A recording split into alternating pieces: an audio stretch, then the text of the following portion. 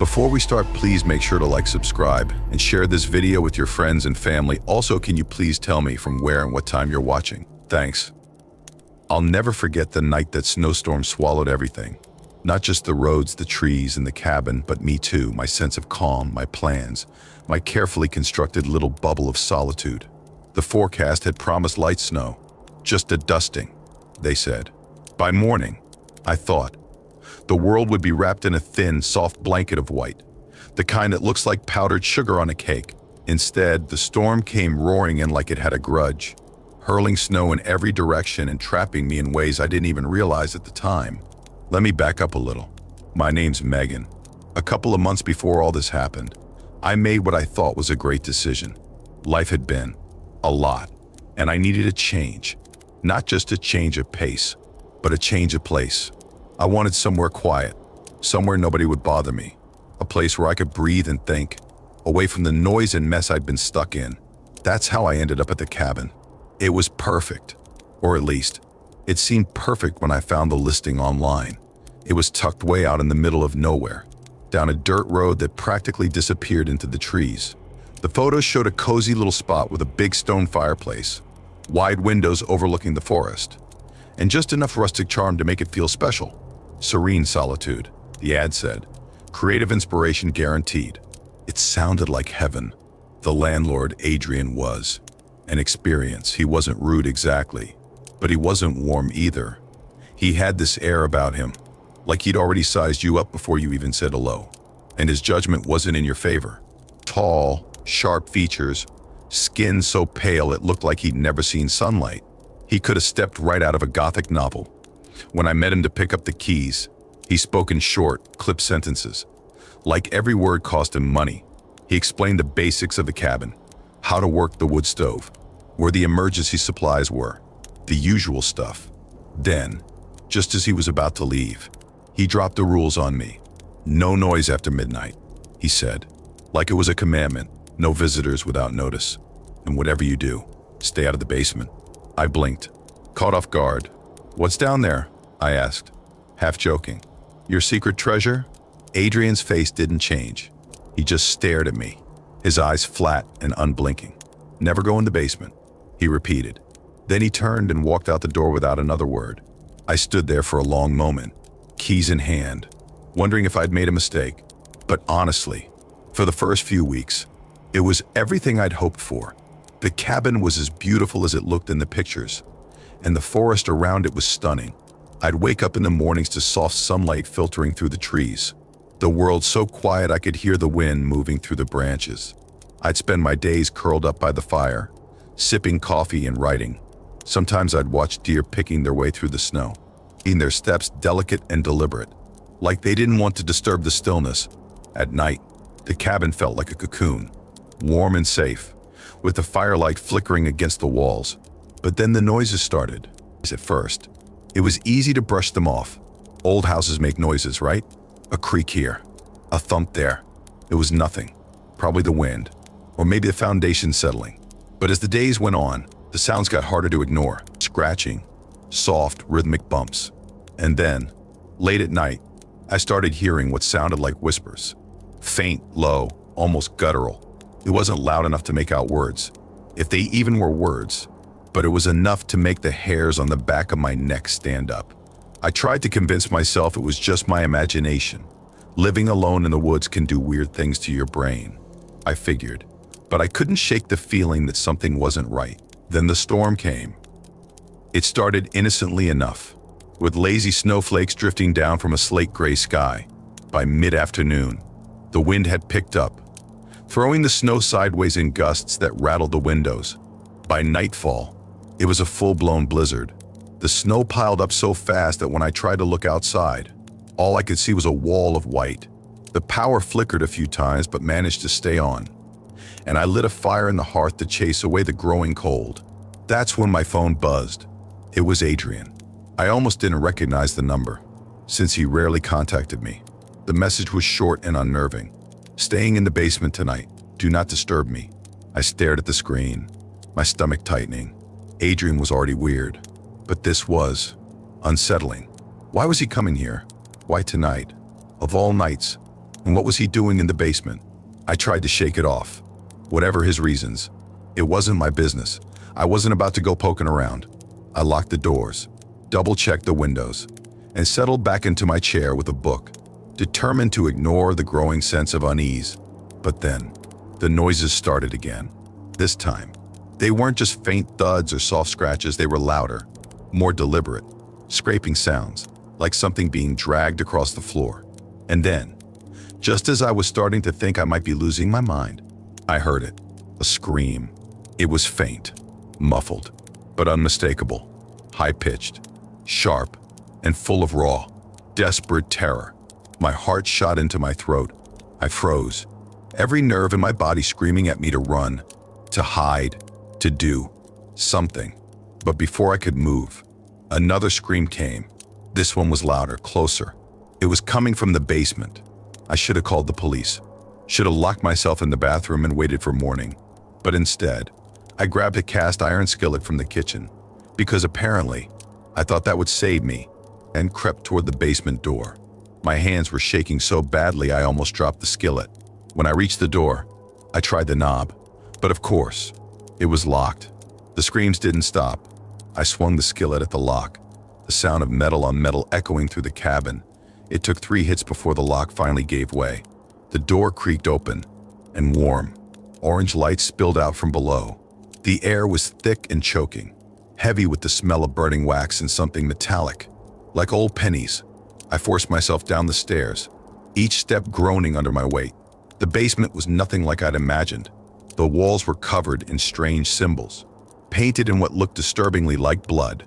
Candles burned on every surface, their flickering light casting long, twisting shadows. And in the center of it all was Adrian.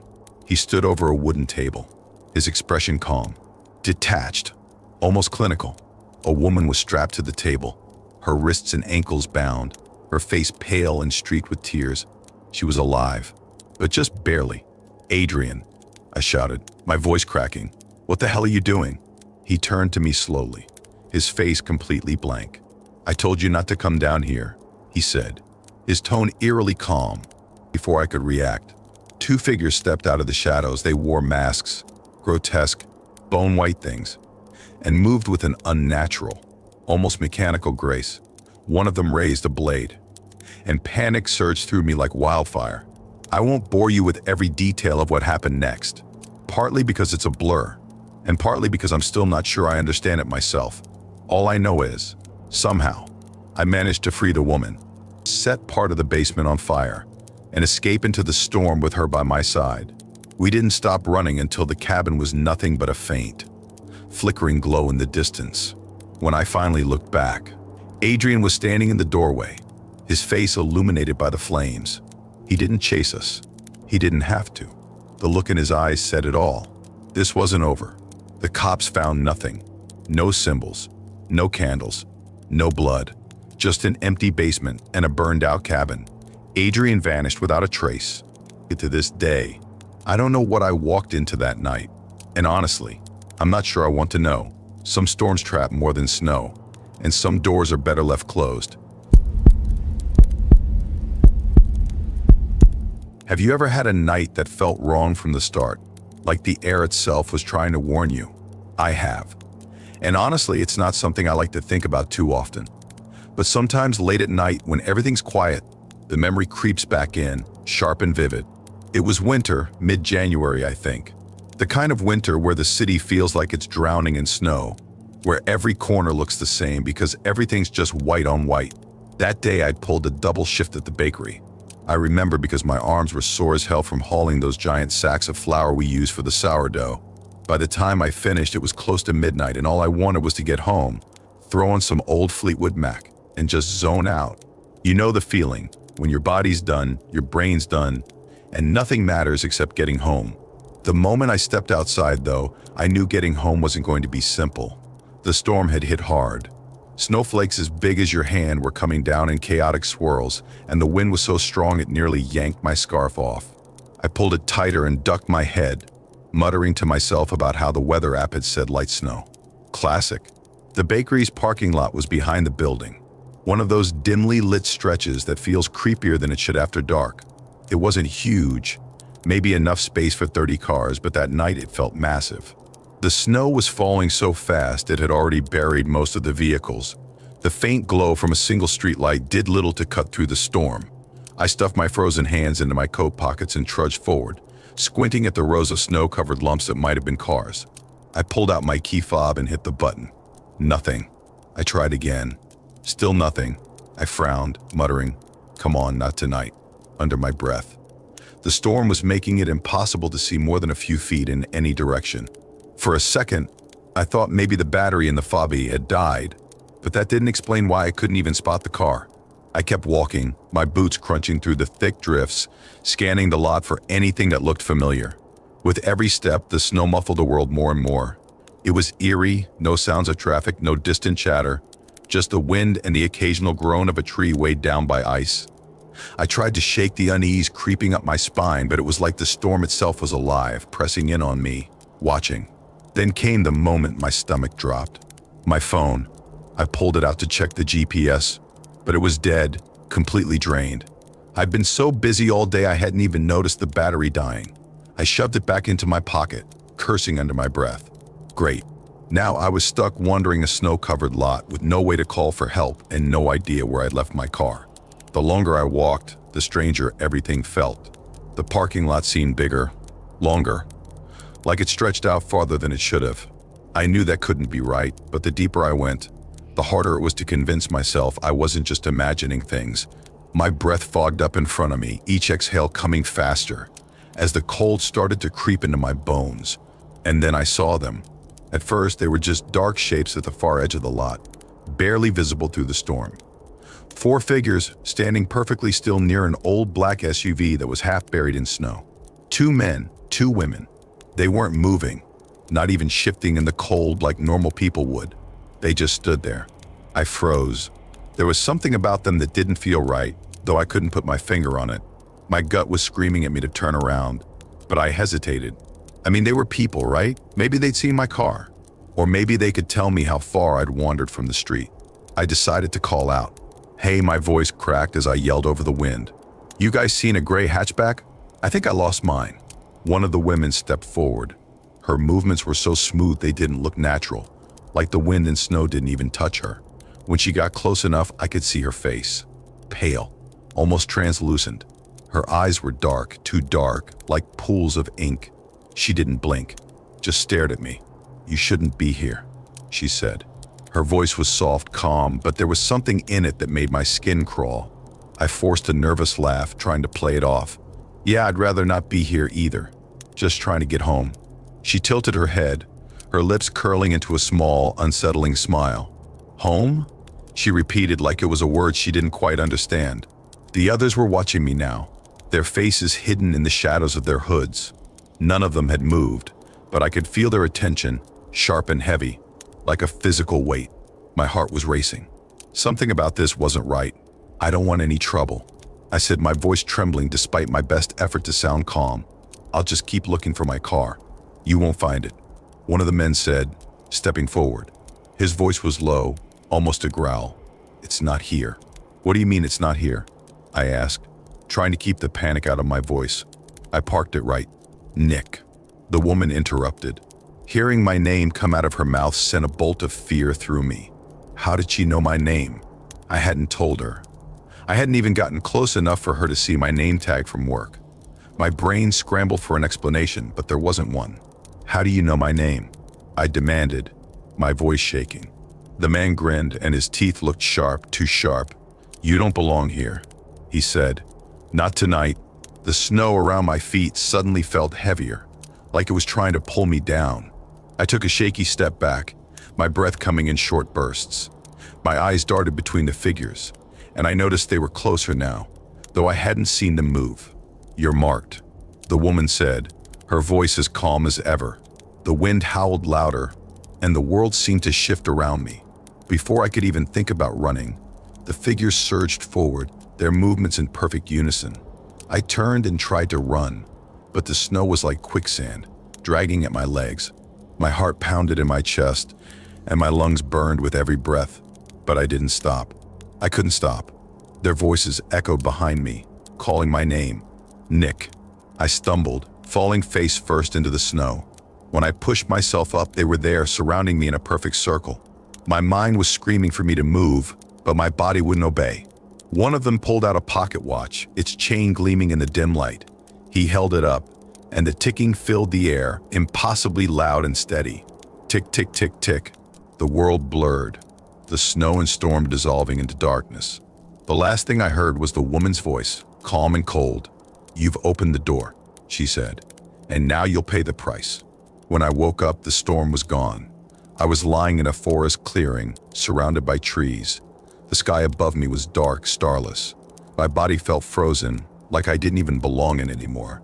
The figures were there, standing at the edge of the clearing, watching me with those same unblinking eyes. "You won't be found," one of them said, and then the wind rose again, swallowing everything. The next morning, they found my car miles away, keys still in the ignition. My wallet and phone were untouched inside. But me, nowhere to be found. They searched for weeks. My face was on flyers, news reports, everything. Eventually, though, like the storm, the search faded. But I know the truth. Somewhere out there, in the endless snow, that black SUV is still waiting. Waiting for someone else to wander too far into the storm.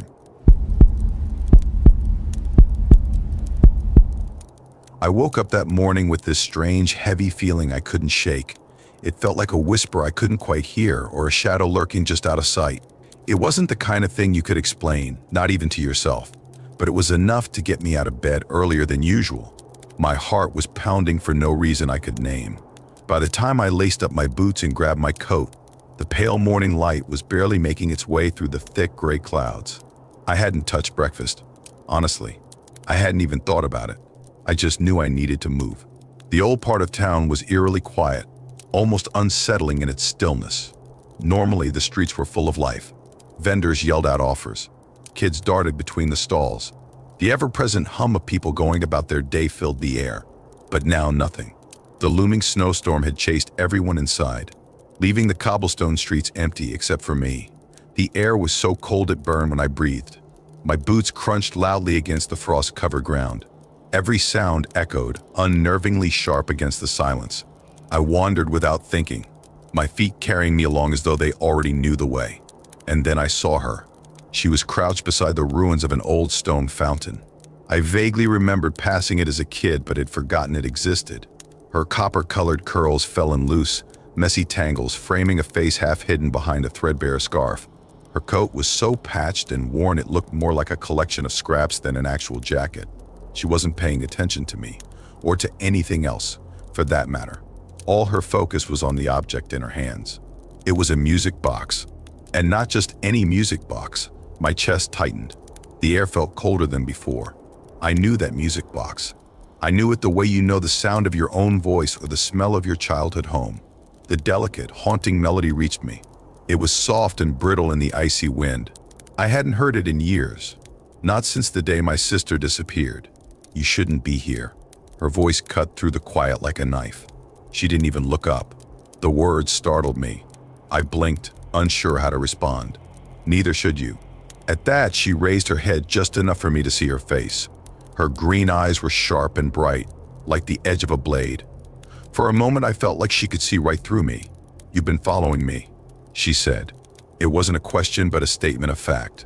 "No," I said quickly, my voice shaky. I wasn't. My eyes fell to the music box again. The words caught in my throat. "Where did you get that?" She looked down at the music box, her hands tightening around it as though she was afraid I'd try to take it. "Why does it matter?" "It was my sister's," I said. The words spilled out before I could stop them. "She had it the day she disappeared. Please, I need to know where you found it." Her lips curled into a humorless, almost mocking smile. "Then I guess it's your problem now." She snapped the lid shut, cutting off the melody, and bolted into an alley. For a second, I just stood there, stunned. Then instinct kicked in. I ran after her. The old quarter was a maze, even on the best of days. With the storm clouds rolling in and the snow beginning to fall, it felt like I was running through a dream or maybe a nightmare.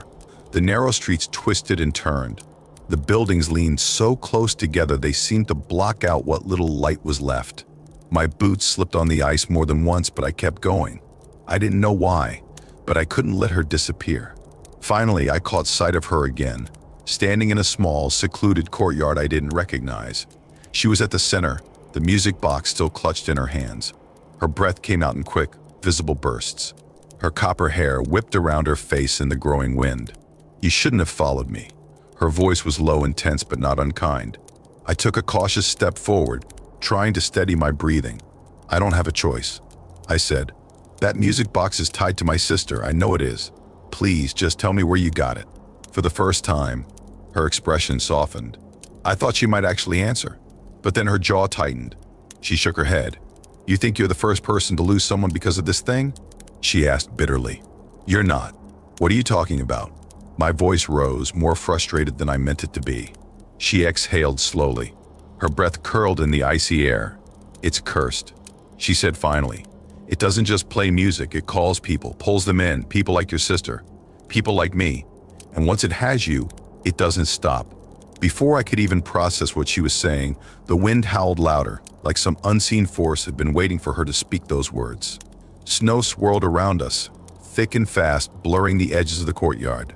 It felt like the air itself had turned against us, clawing at my skin and stinging my eyes. "We have to destroy it," she said suddenly, her voice firm. She turned and started walking toward a narrow, overgrown path at the edge of the courtyard. "Come on." I hesitated for half a second before following her. "Wait, destroy it? What does that even mean?" "You think the storm is just weather?" she shouted over her shoulder. "It's not. The box doesn't want us to destroy it. It's trying to stop us."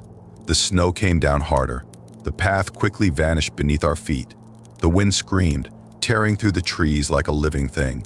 Every step felt heavier than the last, like the storm was trying to hold us back. After what felt like an eternity, we stumbled into a wide clearing. The snow here was undisturbed, except for a strange, faint circle etched into the ground. Symbols surrounded it. They were jagged and otherworldly, glowing faintly green even through the snow.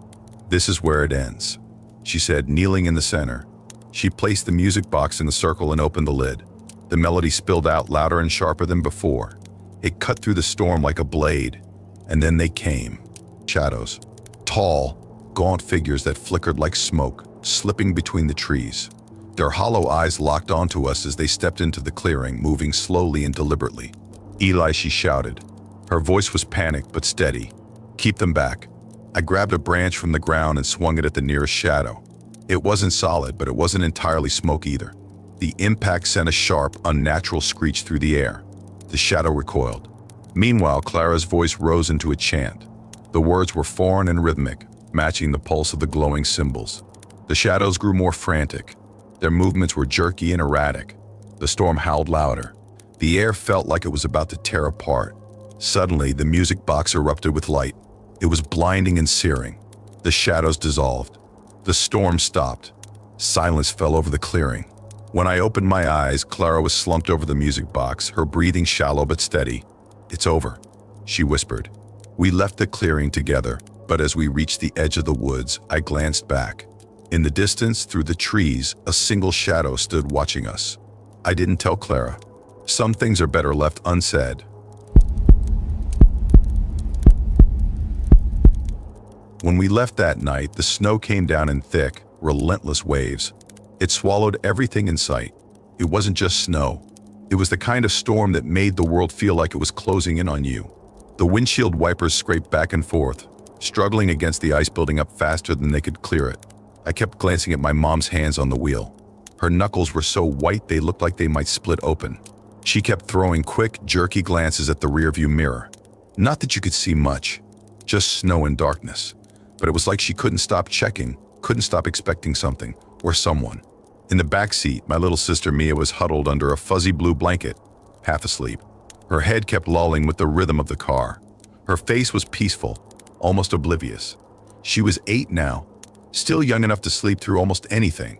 I remember being so grateful for that. At least one of us wasn't completely unraveling. I sat stiffly in the passenger seat, gripping my knees. My hands wouldn't stop trembling, no matter how tightly I held them together.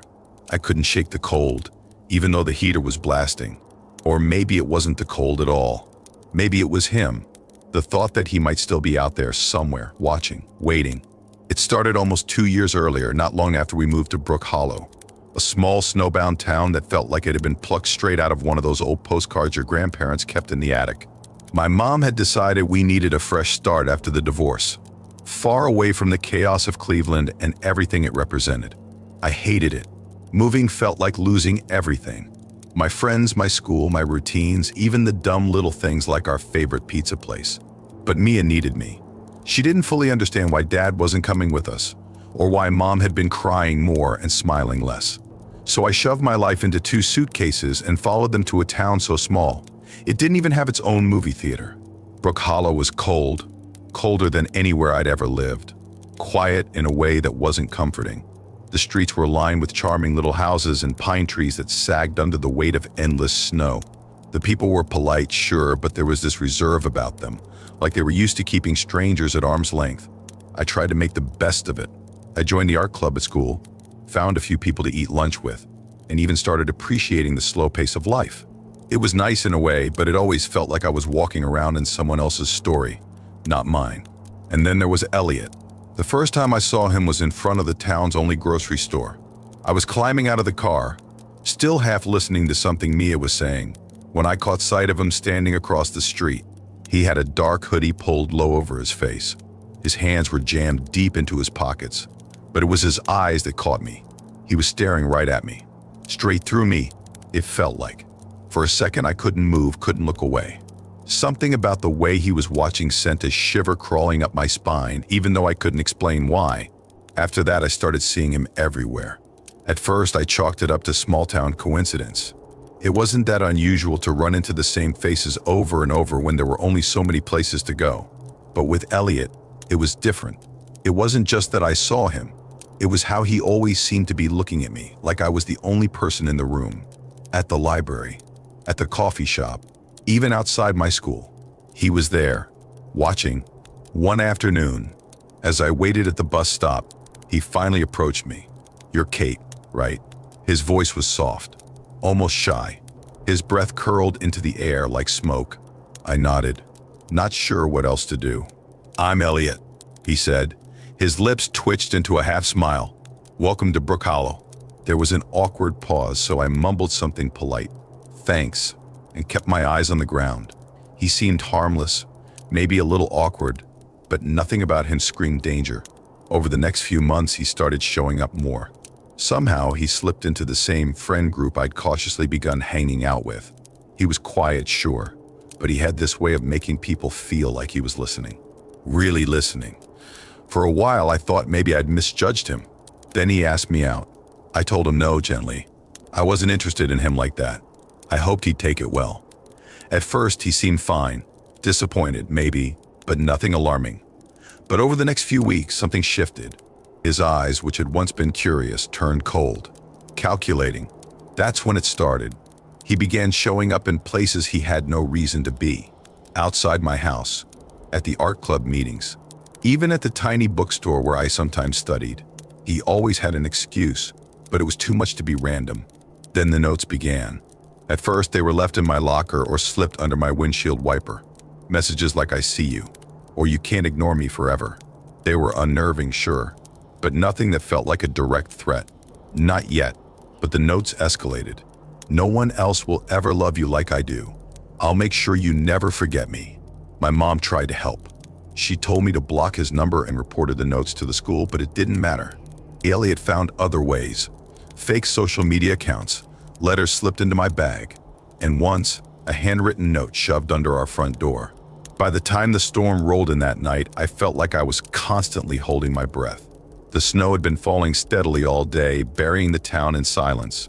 By nightfall, it was a full-on blizzard. I was curled up on the couch, trying to distract myself with some random TV show, but my nerves were shot. Every creak of the house made me flinch. "Kate, can you clear the porch before it freezes over?" Mom called from the kitchen. I groaned but grabbed my coat and boots. The wind hit me like a slap the moment I stepped outside, and the snow whipped against my face. Sharp and icy. I was halfway through shoveling when I saw him. Elliot, standing at the edge of our yard, his dark coat blending into the night. "What are you doing here?" I yelled, gripping the shovel like it might actually protect me. "I needed to see you," he said, his voice calm, almost gentle. He stepped closer. That's when I saw the knife in his hand. "Don't scream," he warned. "I don't want to hurt you." But his eyes said otherwise. He grabbed my arm and dragged me toward the woods. The snow muffled my cries. I stumbled. The icy ground cut into my knees. His words spilled out in a frantic rush about love, destiny, and how I was the only one who understood him. His tears turned to sobs. For a moment, he seemed lost in his own mind. That's when he dropped the knife. Just for a second. But it was enough. I kicked it into the snow and ran as fast as I could. The branches tore at my face and the wind roared in my ears. I didn't stop until I saw headlights. A truck screeched to a halt. I stumbled toward it, shaking so hard I could barely stand. The driver, our neighbor, helped me inside. Minutes later, the police were there. They arrested Elliot without a fight. His face was blank, empty, as they led him away. He's in prison now, but his family turned their anger on me. They called me a liar, harassed us, and made it impossible to stay in Brook Hollow. So we left, packing up our lives once again. Now in this new town, I'm trying to rebuild. But every time I see Snow, I hear his voice. I feel his grip on my arm. I wonder if I'll ever really feel safe again. But I survived. For now, that's enough. It has to be. Have you ever made a mistake so dumb you couldn't stop kicking yourself for it? Yeah, that was me last December. Picture this, a snowstorm so fierce it looked like the world had been swallowed by white, and I'm out driving in it like an idiot. Why? Because I'd procrastinated buying my little sister's Christmas present. I know. Genius move. It wasn't just any gift either. She'd been talking about this one specific snow globe for weeks. You know the kind where you shake it, and glittery flakes dance inside a perfect little village. That's all she wanted. Not a backup list, not, oh, a gift card would be fine. No, it had to be this snow globe. And I, in my infinite wisdom, had waited until the week before Christmas to even start looking. Turns out this snow globe wasn't exactly easy to find. I called every store I could think of, and finally I found one department store on the outskirts of town that had it in stock. The catch? It was late. The storm was already raging. The store was about to close. But what was I supposed to do? Disappoint her on Christmas morning? No way.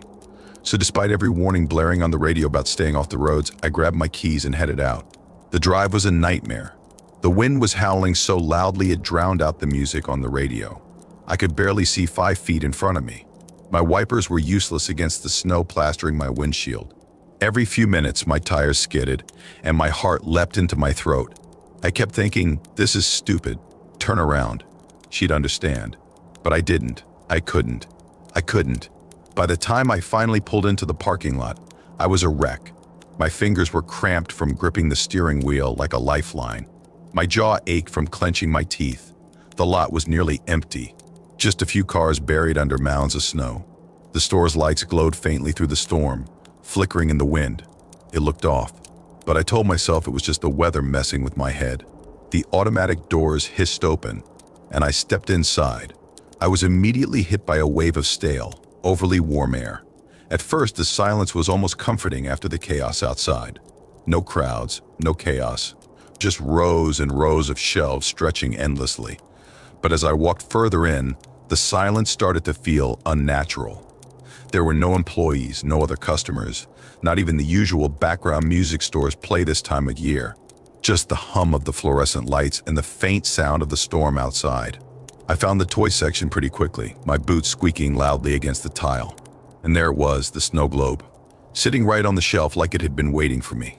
I swear, I almost cried. I grabbed it, clutching it like it was made of gold, and checked my phone. 10:15. Perfect. Still plenty of time to check out. Except when I got to the registers, they were completely empty. No cashiers, no other shoppers, nothing.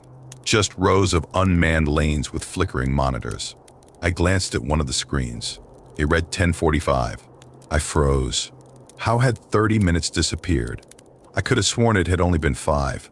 I called out, "Hello? Is anyone here?" My voice echoed through the empty store.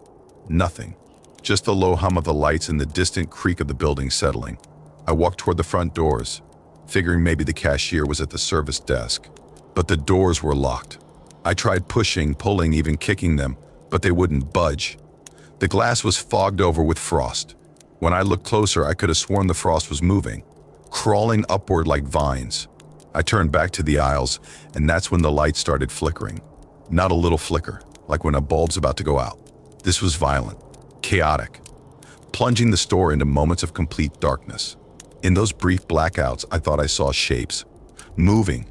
I kept spinning around trying to catch them, but when the lights came back, there was nothing. Just rows of shelves. My hands were shaking, and I started muttering to myself, "It's fine. You're tired. It's just a storm." But then I heard it. Music. Faint and scratchy, like it was coming from a busted speaker in the distance. Silent night, but distorted, dragging like an old record player that couldn't keep the tempo. It sent chills crawling up my spine. I decided to head toward the back of the store, hoping to find an employee or an emergency exit. My phone was dead, of course, because why not? As I walked, the aisles started to feel wrong, like they were shifting. Shelves that had been on my left were suddenly on my right. End caps I'd passed earlier were in front of me again. No matter which way I turned, I ended up back where I started. That's when I heard the scraping. Metal dragging against tile. Soft at first, but growing louder. I froze listening. Then came the jingling bells. They were faint like sleigh bells. They sent my heart racing. Against every instinct screaming at me to run, I stepped closer to the sound, peering around the corner of the next aisle. Nothing. Just rows of holiday decorations, strings of lights, plastic Santas, and garlands. But as I turned to leave, I noticed one of the Santas was moving. Slowly.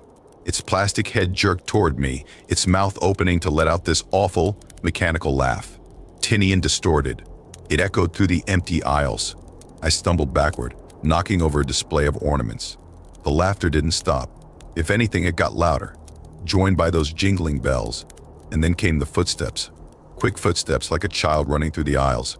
My chest felt tight, like I couldn't get enough air. "Who's there?" I shouted. My voice cracked. No answer. Just the sound of those footsteps circling me. I bolted. I didn't care where I was going. Just away. The aisles twisted into a maze, shelves looming higher than I remembered. The music changed to jingle bells, warped and frantic, blasting from invisible speakers. My breath fogged the air. It was freezing now, even though I was indoors. And then I saw them. Mannequins. Dozens of them, posed in strange, unnatural ways. Their blank faces seemed to tilt toward me as I passed. One of them held a sign that read "Happy Holidays." The letters looked smeared, almost like they'd been written in blood. My stomach turned, but I kept moving, too scared to stop. Finally, I spotted the green glow of an emergency exit sign. Relief flooded through me. I sprinted toward it, but just as I reached the door, I felt it. A hand on my shoulder, ice cold, like frostbite seeping through my coat. I screamed and spun around, but there was no one there. Just frost clinging to the fabric where the hand had been. I shoved at the door, and somehow it opened. The storm hit me like a wall as I stumbled outside, the snow blinding and biting. I didn't stop running until I reached my car. When I finally dared to look back, the store was completely dark. No lights, no flickering signs. Just an empty, silent building buried in snow. I drove home without looking in the rearview mirror, afraid of what I might see. Even now, every time it snows, I swear I hear those bells. Sometimes I feel that icy hand on my shoulder. I can't help but wonder if whatever was in that store is still waiting. You ever notice how snowstorms don't give you a heads up? 1 second, the sky's just a little cloudy, nothing special. Then the next, you're caught in a full-blown whiteout. No warning, no way to prepare. That's exactly how it was that afternoon. I remember looking up when the first flakes started falling. It was gentle at first, like someone had spilled sugar over the trees. I didn't think much of it. I was already deep into the woods by then. Too deep. Turning back would have been smart. But when have I ever done the smart thing? The trail was one I'd walked 100 times before, so I figured I'd be fine. Familiar territory, you know? But snow changes everything. The path disappeared under that thick, fast-growing blanket. Suddenly the woods, so peaceful and comforting just an hour ago, felt different, restless almost, like they were waiting for something. Dandy, my golden retriever, didn't seem to care. He trotted ahead like he was leading some grand expedition. His coat flecked with snow. His tail wagged like the cold didn't even register. I envied him for that. The wind was already cutting through my scarf and gloves sharp enough to sting. But Dandy just kept going, a bright, golden blur in the growing gray. I told myself I'd head back soon. I always tell myself that. But the woods have this way of pulling you in, don't they? They're quiet, but not empty. It's more like they're alive. Like they're watching, waiting. For someone like me, someone who listens to the whispers, it's easy to lose track of time, to forget where you're going. The snow was falling harder now, thick and fast, the kind that muffles every sound. My boots crunched against the ground, but even that was fading. The trees seemed to close in, their branches heavy with snow. That's when I saw it, the cabin. At first, I thought I'd made a mistake, that I'd wandered off the trail without realizing. I knew these woods like the back of my hand. And that cabin? It had never been there before. Not once in all my walks. It sat hunched between two towering pines, almost like it had been dropped there by accident. The roof sagged under the weight of years in snow. The wood was weathered and splintered. Its windows were black, empty like they'd never let in sunlight. It wasn't just abandoned. It felt forgotten. Dandy stopped dead in his tracks. His ears perked up, nose twitching, tail frozen mid-wag. That should have been my warning. Dogs always know, don't they? But I was too curious, too cold, and the storm wasn't letting up. I almost turned back. I swear I did. But the wind had picked up, howling through the trees like it was trying to push me forward. Snow was piling up fast, making it harder to see, harder to think. The cabin looked solid, sturdy, a safe place to wait out the worst of it. I knocked on the door. The wood was rough and frozen under my knuckles. That's when the whispers came alive. The door creaked open, and a man stepped out. He was bundled up in a thick coat. His breath was visible in the cold air. His face was pale, his eyes shadowed. Behind him, a woman hovered near a small fire. Her arms were wrapped around herself like she was trying to keep from falling apart. "You caught in this too?" the man asked. His voice was low, steady, but his eyes gave him away. He was sizing me up, trying to figure out if I was a problem. I nodded, and he let me in. The warmth hit me like a slap, sharp and sudden after the biting cold. It wasn't much, a weak fire in the corner, barely holding its own against the storm, but it was enough to make me realize how frozen I'd been. Dandy stayed near the door. His eyes never left the couple. Smart dog. The man introduced himself as Derek, and the woman was Emma. They looked like hikers. Gear was piled near the door, boots still caked in snow, stranded just like me. "We were lucky to find this place," Emma said. Her voice was soft and trembling. She handed me a mug of coffee from a dented thermos. It tasted like rust and regret, but I drank it anyway. She stayed close to Derek. Her movements were small and careful. They were afraid of me. I could feel it. The storm was relentless, slamming against the cabin's thin walls. Derek tried to fill the silence with small talk, asked about my hike, how far I'd come, what kind of dog Dandy was. I gave short answers. My mind was somewhere else. The whispers were getting louder, more insistent. They didn't like this place, they didn't like these people. It was Derek who brought out the radio. "If we can get this thing working," he said, holding up the rusted, ancient contraption, "we might be able to call for help." The radio looked like it hadn't worked in decades. But Derek's optimism was relentless. Or maybe it was desperation. Either way, I nodded, taking the radio like I cared. The whispers were practically screaming now. Their tones were sharp and urgent. Emma stayed by the fire. Her hands were wrapped around her mug like it was her last lifeline. She didn't say much, but her eyes flicked between me and Derek, quick and nervous. She knew. Maybe not consciously, but somewhere deep inside, she knew something wasn't right. The firelight flickered, casting long, shifting shadows on the walls. I picked up the iron poker. The cold metal was heavy in my hand. Derek didn't notice. He was too busy with the useless radio, his head bent, muttering under his breath. The first strike was quick, clean. The poker hit the side of his head with a sickening thud. He crumpled instantly. The radio clattered to the floor. Emma screamed, loud, raw. It cut through the cabin like a blade. And for a split second, I hesitated. She bolted for the door, but the storm had already sealed it shut. Snow was piled high against the frame, locking us in. She grabbed a lantern, swinging it wildly as I moved closer. Her fear was electric, desperate. It only made the whispers stronger. The second strike wasn't as clean. She went down hard. The lantern shattered beside her. Firelight danced across the cabin, throwing chaotic shadows over the blood-streaked walls. When it was over, the silence was deafening. Even the storm seemed to hold its breath. Dandy whined softly. His ears were pinned back. I dragged their bodies toward the hearth. The whispers guided my every move. By morning, the storm would bury the cabin, wiping it from the woods like it was never there. I stepped outside. The cold hit me harder now. The storm was quieter. The snow was falling softer, almost peaceful. Dandy stayed close. His breath was steaming in the frigid air.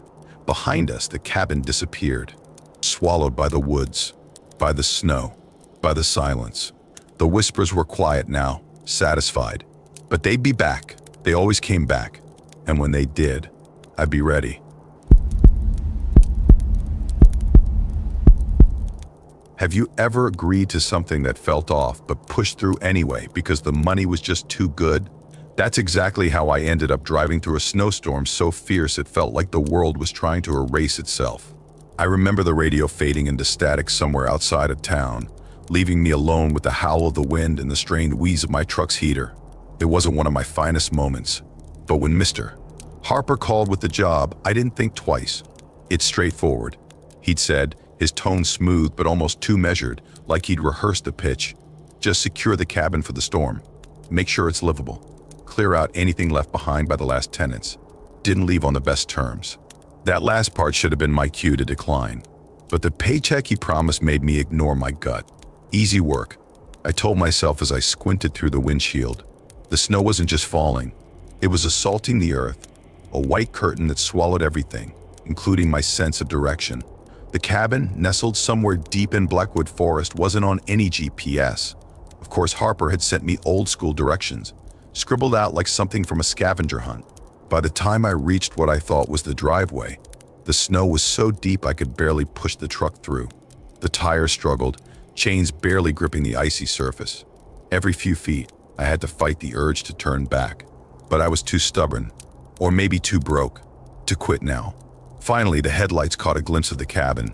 It wasn't much to look at, even if the storm hadn't been trying to bury it. Dark wood, sagging shutters, and a flickering porch light that looked like it was running on its last spark of electricity. The place wasn't just isolated. It felt abandoned, forgotten. I killed the engine and sat for a moment, letting the reality of where I was sink in. All right, I muttered, pulling my scarf tighter. Let's get this over with. The second I opened the door, the storm hit me like a wall. The cold was brutal, sharp enough to slice through my jacket like it wasn't even there. Each step toward the cabin felt like trudging through quicksand. The snow was already thigh-deep, and the wind howled so loud it drowned out everything else. When I finally made it to the porch, my fingers were stiff and clumsy as I fumbled with the key Harper had mailed me. The lock didn't want to cooperate. It was frozen solid, and I had to kick the door a few times before it finally groaned open. Inside, the air hit me. A thick, damp cold with a smell that made my nose wrinkle. It wasn't quite rot, but something stale like wet wood and mildew left to stew for too long. I hesitated in the doorway, flashlight in hand, and took in the scene. The cabin was as basic as it got. A single room with a wood stove in the corner, a battered couch, and a table covered in a thin layer of dust. A ladder led up to a loft overhead, probably where the bedroom was. The place had a heavy, suffocating vibe, like it was holding its breath. I shook it off and closed the door behind me, bolting it against the storm. The power was, unsurprisingly, out. I found a couple of oil lamps near the wood stove and lit them. Their warm glow cast flickering shadows across the room. It helped a little, but not much. The storm still howled outside, rattling the shutters like it was trying to claw its way in. My first task was to get the stove going. The wood inside was damp and useless, so I braced myself for another trip into the storm. Harper had said there'd be dry firewood in the shed out back, and I prayed he wasn't lying. The snow was up to my waist now, and the shed was barely more than a rickety lean-to, but it held enough wood to last the night. As I loaded my arms, I noticed something that made my stomach drop. Footprints. They weren't mine. The snow was too fresh, and the prints were massive, way too big for any human I'd ever met. My flashlight shook as I followed the trail with my eyes. They led directly to the cabin's door, the same door I'd just locked behind me. I felt the hair on the back of my neck stand up. I hurried inside, bolted the door again, and shoved a few logs into the wood stove. The fire crackled to life, but the unease wouldn't leave me. I kept glancing at the door, half expecting it to burst open. Trying to distract myself, I got to work. The job was straightforward. Clear out any leftover junk, check for leaks, and secure the place. But every creak of the floorboards, every gust of wind against the shutters, made my nerves worse. Up in the loft, I found a bare mattress and a pile of old blankets. The window was cracked open, snow dusting the sill. As I shut and locked it, something scratched into the wall caught my eye. Symbols. Jagged, frantic carvings that looked like runes or something out of a horror movie. Below them, the wood was discolored, dark with what I hoped wasn't blood. I was about to climb back down when I heard it. A low, rumbling growl, deep enough to shake the walls. My flashlight flickered as I turned, heart hammering in my chest. The growl came again, louder this time. I realized with a sickening jolt that it wasn't coming from outside. It was inside the cabin. I practically slid down the ladder, my hands shaking so hard I nearly dropped the flashlight. Then I saw it. Eyes, amber, glowing and unblinking, staring at me from the shadows near the wood stove. They were too high off the ground for any animal I knew. And then it stepped into the light. It was massive, its hunched form barely fitting in the room. Long, clawed limbs dragged across the floor, and its breath came in visible puffs of steam. Its face, God, its face, was like something out of a nightmare. Wolf-like, but twisted, with sharp, glistening teeth and a snarl that made my blood run cold. I grabbed the fireplace poker, swinging it blindly as the thing lunged. The metal connected with a sickening crack, but it didn't even flinch. It roared, the sound so loud it felt like the walls were vibrating, and swiped at me with claws that left deep gouges in the wood. I bolted for the door, throwing it open and plunging into the storm. The cold hit me like a slap, but I didn't stop. Snow dragged at my legs, and the wind threatened to knock me over. But adrenaline kept me moving. Behind me, the creature roared again, its shadow flickering in the light from the cabin before the storm swallowed it. When I finally reached the truck, I was shaking so hard I could barely get the key into the ignition. The engine sputtered before roaring to life, and I floored it, the tires slipping and sliding as I tore down the driveway. I didn't look back. I never told Harper what happened. Never told anyone really. But every winter, when the snow starts to fall, I can't help but think about that night. About the footprints, the glowing eyes, and the sound of claws raking against wood. And I know deep down that it's still out there, somewhere in the heart of Blackwood Forest, waiting. You ever have one of those nights where the world seems off? Like everything around you is holding its breath, waiting for something to happen? That's exactly how it felt that winter at Pine Hollow Camp. I still think about it sometimes, late at night, when the wind rattles the windows. Everything is just a little too quiet. It's not the kind of thing you forget, no matter how hard you try. Pine Hollow is a special place in the summer. You know the type, kids running around barefoot, counselors shouting over the chaos, bonfires crackling under starry skies. The pond's always full of splashing and screaming. The woods echo with laughter and those goofy campfire songs that get stuck in your head for weeks. It's alive in a way that makes you forget the outside world even exists. But in winter is a whole different story. The camp feels frozen, not just from the cold, but from the absence of all that life and energy. The cabins stand empty, creaking under the weight of the snow. The pond turns into this vast, silent mirror of ice. Even the forest seems different, darker, closer, like it's creeping in to reclaim the land. That winter, I was one of the few staff members staying on during the off-season. It wasn't glamorous work, fixing things, shoveling snow, making sure the place didn't completely fall apart before summer came back around. I didn't mind though. The quiet had its own kind of charm most of the time. But that Thursday night, that night was different. The storm came out of nowhere. It started as a soft whisper, little flakes drifting down as I finished up dinner. I remember looking out the window, thinking how peaceful it was, how perfect it would be to curl up by the fire with a cup of cocoa. By the time I had settled in though, the snow was coming down in thick sheets. The wind had started howling, rattling the shutters and piling snow against the door. It was one of those storms that makes you glad to be inside, warm and safe. I was sitting by the wood stove, watching the flames dance and letting my mind wander. There's something about a snowstorm that makes you feel cocooned, like the whole world has gone away. It's just you and the fire. I was halfway through my cocoa when I heard it. A knock. It wasn't loud, just this soft, deliberate tap, tap, tap. At first, I thought it was the wind or maybe a branch brushing against the cabin. But it came again steady, rhythmic, like someone was out there waiting. I froze, my mug suspended in midair, and just listened. Tap, tap, tap. It sounds ridiculous now, but in that moment, I was paralyzed. There was something so wrong about it, something that didn't belong.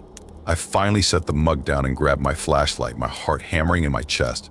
"Hello?" I called out, my voice shaky. The storm swallowed the word. No answer, just that steady knocking. When I opened the door, the wind hit me like a slap. It shoved its way into the cabin, icy and relentless, making me gasp. Snow swirled in chaotic patterns, the flashlight beam cutting through it, but revealing nothing. No footprints, no sign of anyone. Just the storm, wild and untamed. I stood there for what felt like forever, my breath visible in the freezing air, before slamming the door shut and locking it. I told myself it was nothing, the wind, the storm, my overactive imagination. But as I sat back down, trying to shake off the unease, the power cut out. Just like that, the cabin was plunged into darkness. The fire flickered weakly, barely enough to keep the room from being swallowed by shadows. Every creak of the wood sounded louder, sharper, like the cabin was alive. And then the walkie-talkie crackled. Now, static on the walkie wasn't unusual. Storms mess with signals all the time. But this wasn't just static. Beneath the hum, I heard it, a voice. Faint, broken, help. I froze, gripping the walkie so hard my knuckles turned white. "This is Sam," I said, my voice barely above a whisper. "Who's there?" More static, then clearer. "Day Lodge." The Day Lodge. Just hearing the name sent a chill down my spine. It wasn't from the cold. The Day Lodge was this old, two-story house on the edge of the property, tucked deep into the woods. It had been part of the original camp back when it was first built. Now we just used it for storage. Even in the summer, nobody liked going there. It felt wrong, like it was holding on to something it shouldn't. "Who is this?" I asked again, louder this time. "Is this some kind of joke?" The walkie crackled, but there was no answer. Just that faint hum of static. I should have let it go. Stayed inside, locked the door, and waited for morning. But something about that voice, it sounded desperate. It didn't feel like a joke. Against every ounce of common sense, I bundled up, grabbed my boots, and stepped outside. The storm hit me like a freight train. The wind howled, tearing at my coat. The snow was so deep I could barely move. My flashlight barely lit the path ahead, the swirling snow turning everything into a blur. Every sound, the crunch of my boots, the groan of the trees, felt amplified, unnatural. The woods felt alive, and not in a good way. When I finally reached the Day Lodge, the door was ajar. Snow had blown inside, scattering across the floorboards. That door had been locked earlier. I was sure of it. My flashlight beam swept the room, and I called out, "Hello? Is someone here?" My voice echoed back, too loud in the silence. The room was just as I remembered it. Dusty furniture, forgotten supplies piled in the corners. But then I saw them. Footprints. Small, bare footprints, leading from the door to the staircase. My stomach dropped. I followed them. I don't know why. Every instinct was screaming at me to turn around, but my legs kept moving, one heavy step after another. The staircase groaned under my weight, each creak echoing like a warning. The footprints led to the attic door. I pushed it open, my heart pounding so loud it drowned out the storm. The attic was empty. Just a single chair in the center of the room, facing a broken window. The wind whistled through the cracks, the light filtering in to cast strange shadows. The chair was empty. Relief washed over me, but it didn't last. Behind me, the attic door slammed shut, the sound like a gunshot. I spun around, flashlight shaking in my hand, and that's when I saw it. A shadow, flickering like smoke caught in the wind. It wasn't human, not entirely. It was tall, angular, with eyes that gleamed like shards of ice. It moved toward me, slow and deliberate, and I couldn't move, couldn't breathe. The light overhead flickered on, flooding the room. The shadow vanished, but the chair, it wasn't empty anymore. A doll sat there, its porcelain face cracked, its glass eyes staring straight at me. Its smile, it was too wide, like it was mocking me. I don't remember running back to the cabin. 1 minute I was in that attic. The next I was slamming the door behind me, locking it, my hands shaking so badly I could barely manage it. The walkie crackled one last time. Thank you for coming. The next morning, when the storm cleared, I went back with some of the other staff. The day lodge door was locked tight, no footprints, no chair, no doll, nothing. I've never told anyone about that night. Pine Hollow is a place of memories, sure, but some memories, they don't belong to us. Every winter when the storms roll in, I lock my door and pray I never hear that knock again. Don't forget to check out these videos. Thanks for watching.